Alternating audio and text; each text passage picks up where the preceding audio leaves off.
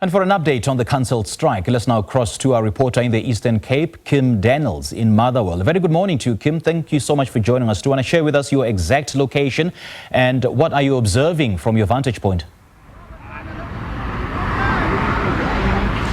Good morning, Simpy. As you said, the truck strike has been cancelled. At the moment, I'm in Motherwell, trucking a very popular truck stop for the truck drivers that come through and leave Gqeberha. I've been here since about 7:30 this morning, and I've seen many trucks leave, come back. So it is work as normal. The day is going on as normal, and these truck drivers are at work. I'm joined now by the DSG, who will just tell us.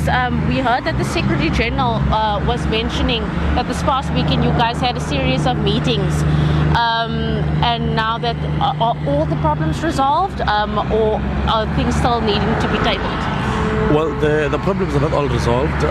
Yesterday we had a meeting with the ministers where we spoke about a great deal of things, part of which was to give them some time to be able to assess the situation and be able to come back to us. The situation is very long. I think everyone should know that this thing dates back years ago. But we have confidence in the current leadership, the ministers that we have, and the task teams that we have in our various provinces, that they will handle this matter in the best way they know how. So we have given them that opportunity, and we decided to suspend the shutdown temporarily.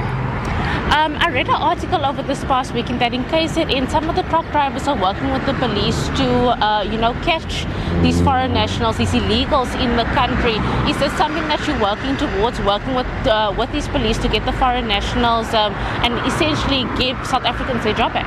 Absolutely. I think we should give General Mkhwana the credit. He's doing a very good job in KZN. Also here in the Eastern Cape, we are being led by a very capable leadership under Colonel Mangwana and Colonel Zondi and them, who are assisting us a lot.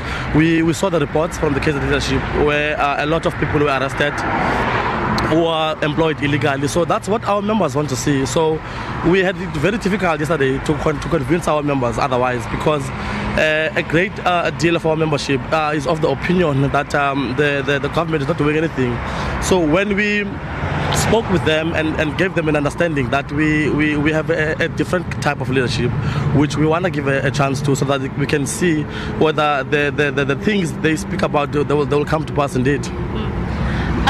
Just for our viewers at home, can you maybe explain to us why is it easier to employ a foreign national than a South African citizen who has, their papers and their driving permits to drive these trucks? Look, I think it's within most employers to have someone who you can hire and pay them the lowest rates. It's what most employers want.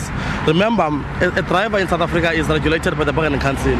There's a certain minimum wage that person must be paid. They must be registered under Bargaining Council and all of those things. So most employers see South African drivers as expensive. They are falling under trade unions. They have to be paid these high amounts of money and so forth and so on. So to them, it becomes cheaper to operate companies when they hire these Zimbabweans and Namibians and all of these people. It becomes cheaper for them to operate and so forth and so on. And it becomes expensive as per their own definition to hire us as South Africans. So that's where we base our cry that in our own country, there's no other place we can be able to go and cry on beside this one. So we think and we know that because of cheap labor, produces profits. That's the reason why these employers will tend to be able to hire these guys. And then lastly, sir, the way forward, what is the future for the truck drivers of South Africa? We are still figuring out the future. I think these task team meetings that are being held and the engagement are giving us a way forward. We cannot guarantee the future now. We don't know the future. But I think the way the ministers have handled things, it gives us hope that somehow there might be a better future for truckers in South Africa. Thank you, sir. Thank you so much for your time. Well, that's the DSG of the Truck Drivers Union here at Motherwell and Gqeberha, just explaining the feelings of these truck drivers, the grievances they have. Obviously, their future is uncertain at this point in time, but they are working hard. They're sitting at tables. They are having meetings to ensure that their future is a bright one and a secure one. But for now, from us in Gqeberha, it's back to the studio. All right, Kim, thank you so much for your update. Kim Daniels there out in Motherwell in Gqeberha, just giving us an update on the, cancelled national shutdown by truck drivers. And as we heard, it's all business as usual.